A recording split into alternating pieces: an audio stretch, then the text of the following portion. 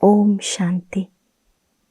जून के महीने के पत्र पुष्प में हम सब पूरे ही जून मास के लिए क्या हमें विशेष पुरुषार्थ करना है, प्यारे बाबा की हम बच्चों के प्रति क्या शुभ आशाएं हैं और क्या प्रेरणाएं हैं, वो हम जानेंगे और उसी अनुसार सारा ही वर्ष प्यारे बाप दादा के अव्यक्त इशारों प्रमाण पुरुषार्थ करेंगे।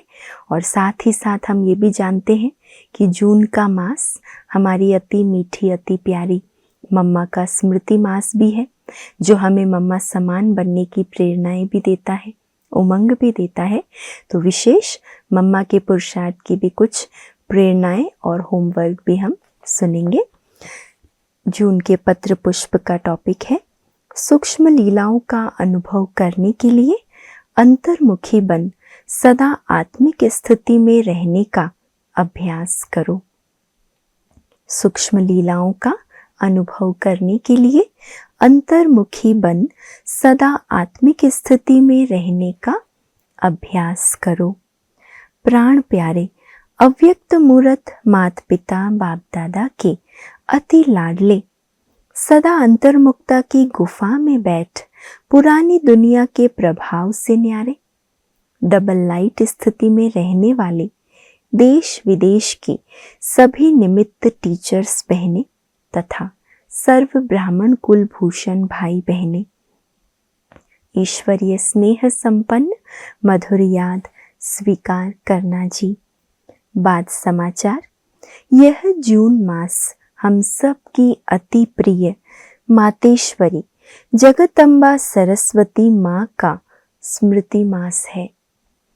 1 जून से 30 जून तक विशेष मीठी माँ की मधुर शिक्षाओं को रिवाइज करते हुए उनके समान गुणमूर्त शक्ति संपन्न बनने का लक्ष्य रख हम सभी तीव्र पुरुषार्थ की रेस करेंगे। इसके लिए मधुबन से विशेष होमवर्क भेजा जा रहा है। जैसे हर दिन हम मुरली के बाद अव्यक्त इशारों की एक पॉइंट सुनते हैं, ऐसे ही इस जून के महीने में विशेष मम्मा के पुरुषार्थ का भी एक एक पॉइंट हम चिंतन भी करेंगे, होमवर्क भी करेंगे। मीठी मम्मा ने बाबा के एक एक शब्द को बड़े प्यार से सुना और स्वयं में समाया। सदा ड्रामा के पाठ को पक्का कर साक्षी दृष्टा रही। कभी कोई भी दृश्य को देखते हुए हलचल में नहीं आई। सदा अचल अडोल एक रस रही, कभी हलचल में नहीं आई। मम्मा के चेहरे पर कभी फिक्र के चिन्ह नहीं दिखे। मम्मा सदा बहुत ऊंचे रूहानियत के नशे में रही।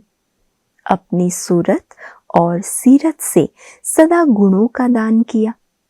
तो ऐसी मीठी माँ की स्मृतियों के साथ इस जून मास में हम सभी उनके गुण व शक्तियों को जीवन में उतारने का लक्ष्य रखेंगे। साथ साथ प्यारे बाप दादा का विशेष इशारा है कि बच्चे अभी अंतर्मुखी बन इस देह से न्यारे देही स्वरूप में स्थित रहने का अभ्यास करो।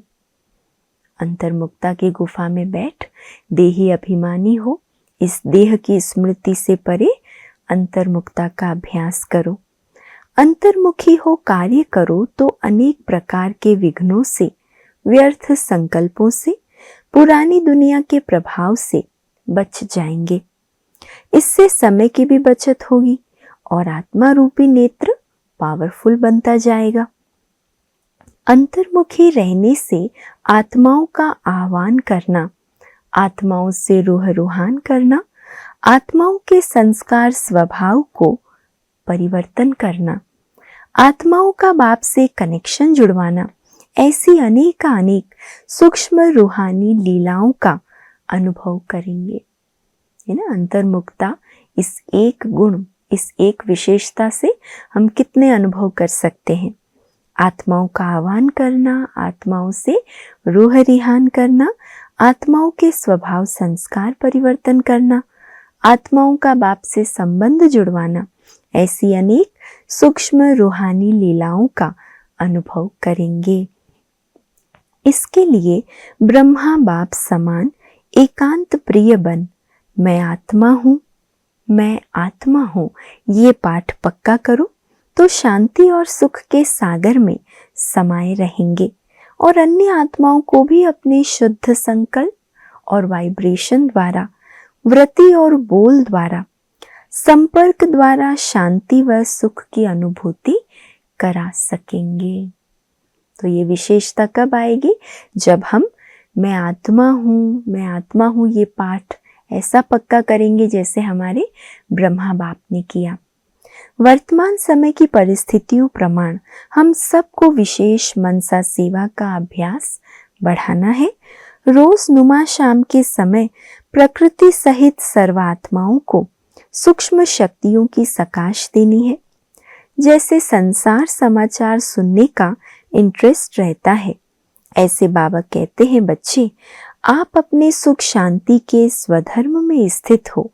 मास्टर रहम दिल बन दुखियों पर रहम करो। विशेष अभी मन और मुख का मौन रख अंतर्मुक्ता की गुफा में रहे। देह और दुनिया से पार अपने आत्मिक स्वरूप में स्थित रहने का अभ्यास करना है। और विशेष रूप से तो जून का मास है ही मम्मा समान बनने का मास। तो मन और मुख का मौन रख अंतर्मुक्ता की गुफा में रहे। देह और दुनिया से पार अपने आत्मिक स्वरूप में स्थित रहने का अभ्यास करना है। इसके लिए सभी स्थानों पर योग की विशेष भट्टियां चलती रहे, जिससे वायुमंडल शक्तिशाली बने और व्यर्थ व व्यक्त का नाम निशान भी ना रहे। बोलो, यही लक्ष्य रख आप सभी विशेष संगठित रूप में योग अभ्यास कर रहे हो ना? Attention please.